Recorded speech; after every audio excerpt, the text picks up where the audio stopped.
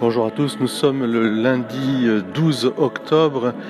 et en cette veille de la fête de Notre-Dame de Fatima, en ce mois du rosaire, je voudrais attirer votre attention sur la force de la prière, d'une prière qui soit une prière incarnée, concrète, vivante, qui nous permet de reconnaître la présence de Dieu, ce signe de Jonas dont nous parle Jésus dans l'évangile d'aujourd'hui, être attentif à ce signe, c'est-à-dire à cette vie plus forte que l'engloutissement. Jonas qui avait été englouti dans le ventre de la baleine et qui en est ressorti 3 jours après comme signe de la victoire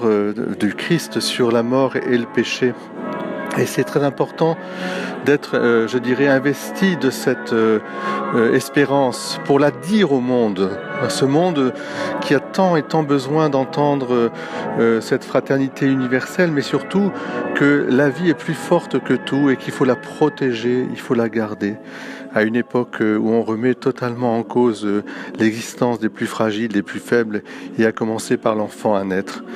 Il est temps et grand temps que nous puissions sortir du silence et exprimer notre espérance et notre désir, je dirais, que la civilisation de l'amour, du don et du partage,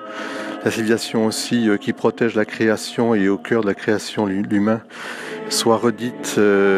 sans violence verbale, mais avec une fermeté, une force que donne l'amour. Alors à vous tous, en ce lundi 12 octobre, à la veille de Notre-Dame de Fatima, je vous invite à être remplis de cette espérance, à la partager et aussi à dire votre chapelet. Bonne journée et préparons-nous demain à Notre-Dame de Fatima, ce qu'on appelle l'adieu, où la Vierge Marie a quitté le Portugal après toutes ses apparitions en 1917. Bonne journée.